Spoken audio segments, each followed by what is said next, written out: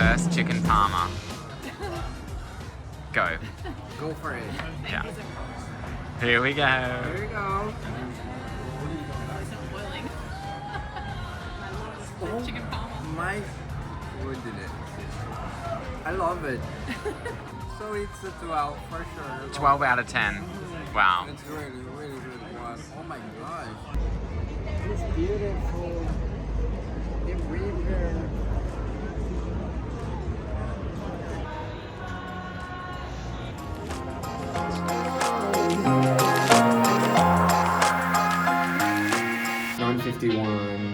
Day before the marathon, fully expecting to be running into the MCG this time tomorrow. Today we're going to get the bib, but on the way we're going to the Botanical Gardens to have a look around there, so it's gonna be nice. And later this afternoon we're going to the Eureka. So we're gonna try and make the most of our time here in Melbourne today, ahead of the big day tomorrow. I'm gonna try and not be on my feet the whole day.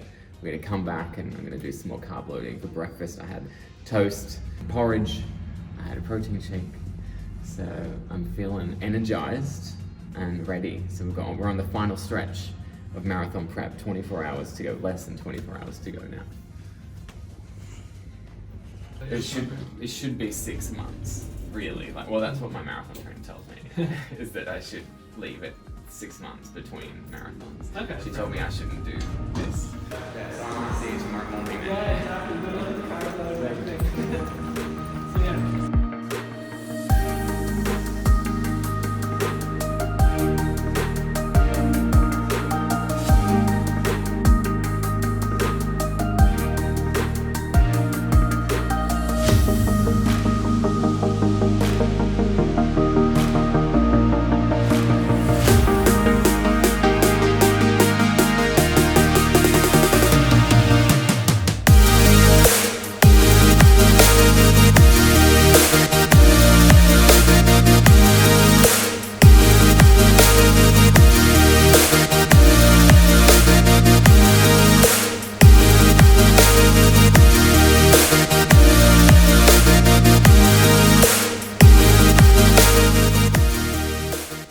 Behind me is the Eureka building, and that's where we're going to be this afternoon, all the way up there.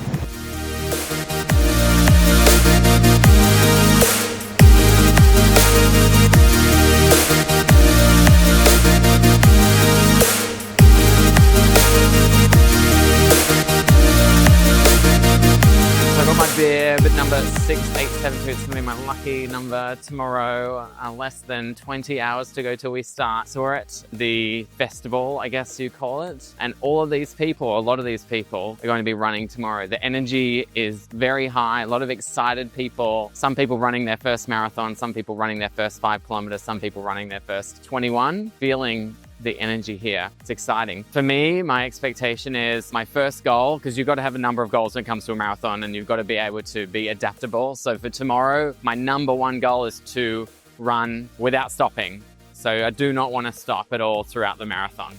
My second goal would be to do roughly the same time I did in my first marathon 3 months ago. So that was 3 hours, 26 minutes and 40 seconds or something like that. And then my number one goal would be to beat that. So if I can get it under that time, that means I would have met and achieved my goal. So my music strategy tomorrow is going to be, I'm going to put my Bose earbuds in and I'm not going to listen to any music at all until I really need to. So I do have a Spotify list, a marathon list, which is 170 beats per minute. When I really, really need it, when I'm feeling really tired, I need that extra motivation, I will switch that on. Last time it was around 21 kilometers. So 21 kilometers in, I started my Spotify playlist and it really helped me get to the end. I do find, particularly in that last 5 to 10 kilometers, you really do need that music. You need a level of escapism because your entire body is aching, it's sore, every single step is pretty excruciating. And so you just need something else to focus on. So when it comes to music, focus on the beats, run with the beat, think about, the next time you listen to that song,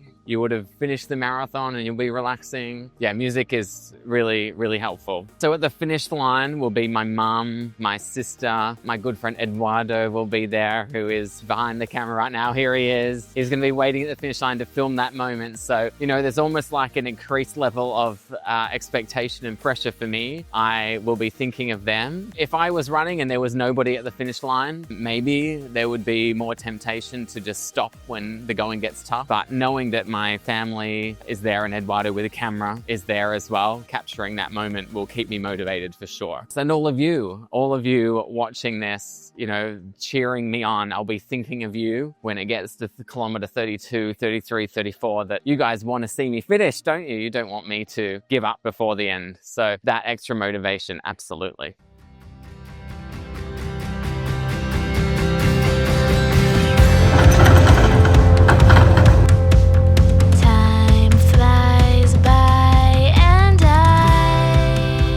Certainly can't have the day before the Melbourne Marathon without a Boost juice. My favourite thing whenever I'm in Australia, I have many Boost juices that I possibly can.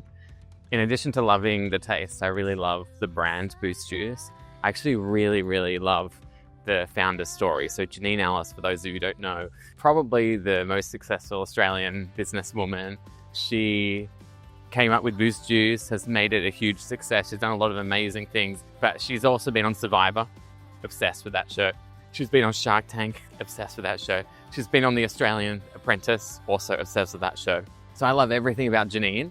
I love everything about Boost Juice. And I've actually asked Janine's team to be on the Born to Live podcast. Unfortunately, they declined because she was busy.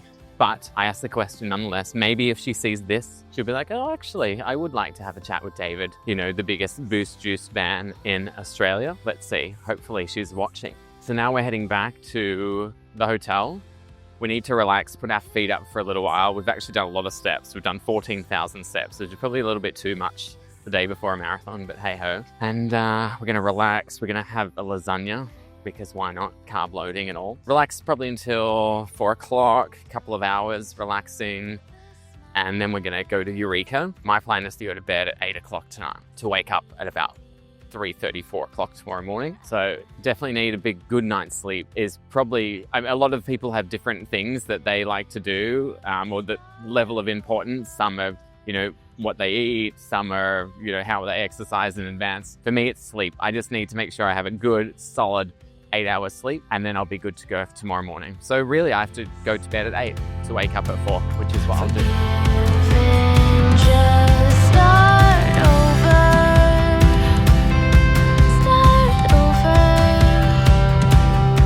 We're 285 meters up, and I'm looking at this specific window because I am looking at the MCG and I'm looking at Batman Avenue. So Batman Avenue will be where we start and the MCG will be where we finish. So I can actually see right now where I'm going to be running tomorrow morning at 6:30 a.m. Starting there, running up Batman Avenue, down there past Linda Street. We're going to go down St Kilda Road, and then we'll go off and keep running towards St Kilda. Coming back along St Kilda Road, along the Tan, back up, and then through the MCG for a big end, which will be quite incredible.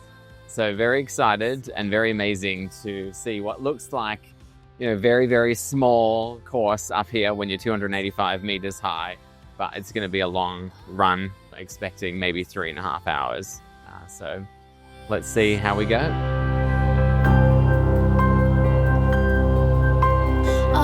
The world is bright again.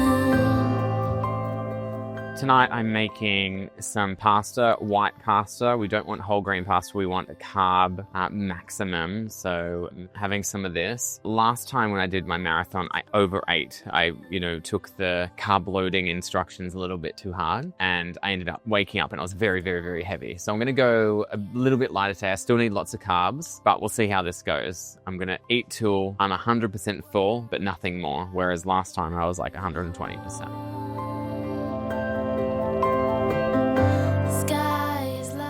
I do have this nagging injury on my leg that's a bit sore at the moment, so that might give me some problems tomorrow.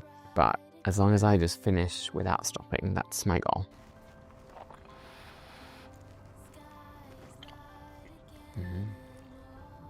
So while we're here in Melbourne preparing for the marathon, Alyssa and Brenna are in the US and they actually met up today, which was really nice. They sent photos. They're at one of our clients' shops, Forever French, who have hired us to manage their licensing, and they're a really amazing client. So they've gone to see one of their shops. And it's so good to see photos of the team together, because one of the challenges of running a remote business is that you don't get that in-person interaction a lot of the time. So, we're doing a lot of Teams calls and, we have really great culture and everybody gets along really well. It's an amazing team, but we do, lack that in-person engagement. We do try and have a lot of in-person events when we can. So, we go to Vegas every year. I've had the team come visit me in Brazil, but it's just really nice when you see like Brenna and Alyssa catching up. I think they're in San Diego, which is, really nice to see. So while I'm here and about to put myself through, a big challenge tomorrow, I know that they're having a great time together, which is really good. Meanwhile, in London, Jenna and LB finished up BLE. I got a message from Jenna,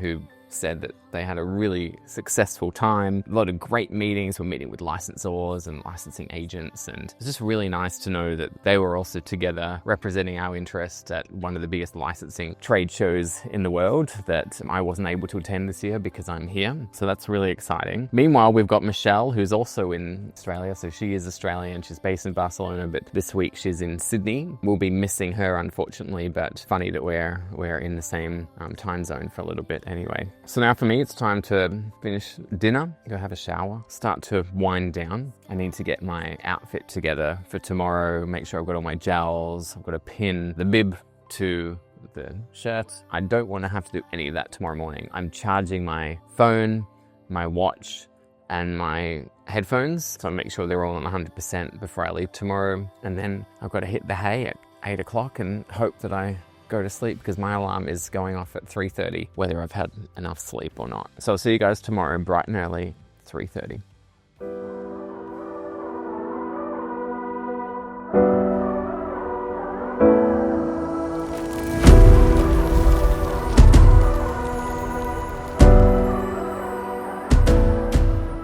It's 3:30 a.m. This is what Melbourne looks like at 3:30 in the morning. It's race day, so I'm going to slowly get ready and leave the house in about 2 hours to walk over to the start line.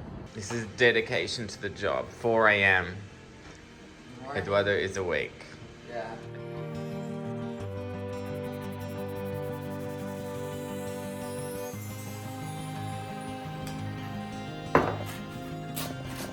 Breakfast of champions. Vegemite toast.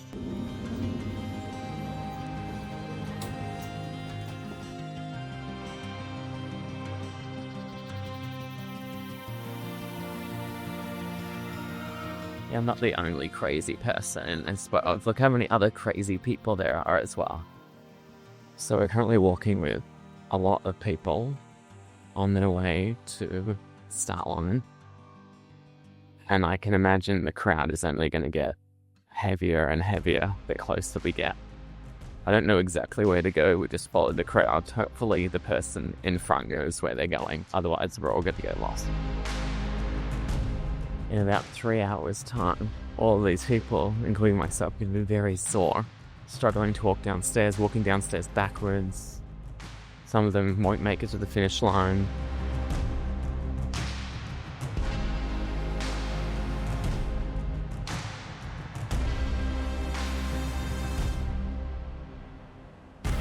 So we have 30 minutes to go, 30 minutes till the start. Oh, the crowd is really starting to build here. Lots of nervous people, a lot of people doing stretching, getting their last minute wheeze in. So we are counting down, 27 minutes to go till the start.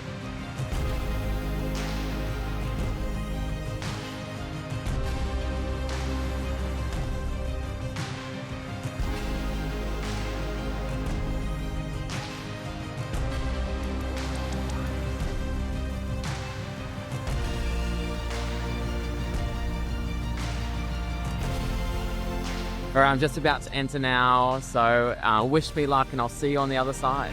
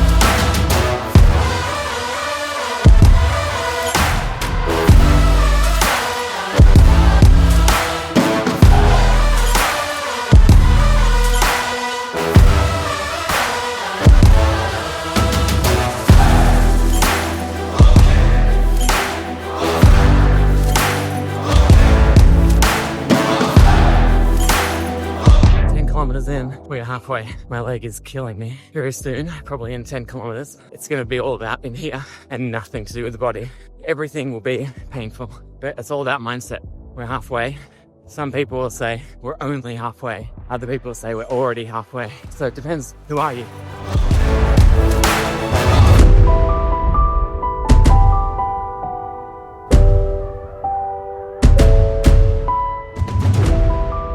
We're at 32, 10 kilometers to go. You could say we're on the home stretch. At 38 kilometers, this is the point where every inch of your body is telling you to stop. Just about to pass Flinders Street Station, and I can see behind me the MCG. It's right there, it's in sight. It's within arm's length, almost. Just 1 foot after the other.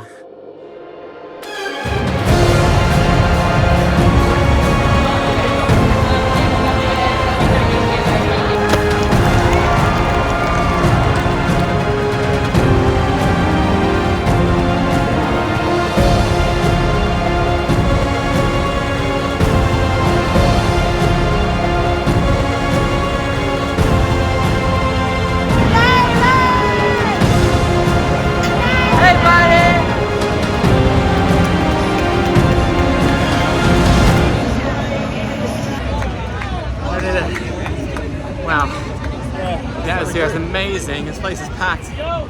Runners and friends and family, lots of watching it.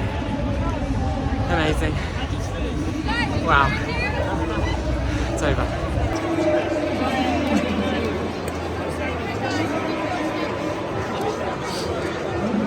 Hey, buddy. I give everyone a hug. Yeah.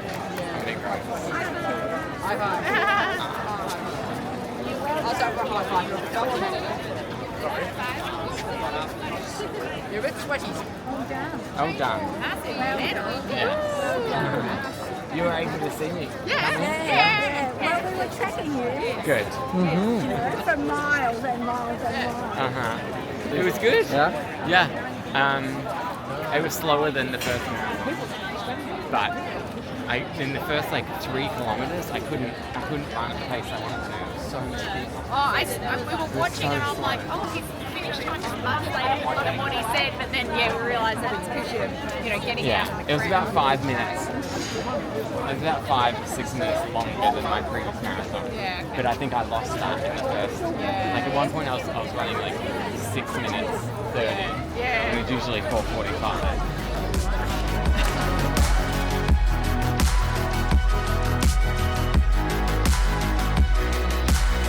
So this is the best thing to have after a marathon. I'm back at Boost Juice. I'm having my 3rd Boost Juice since I've been back in Australia. This time I'm having the Choke Muscle. I had a look to see which one is going to make me feel the most energized, and I think that might be the one.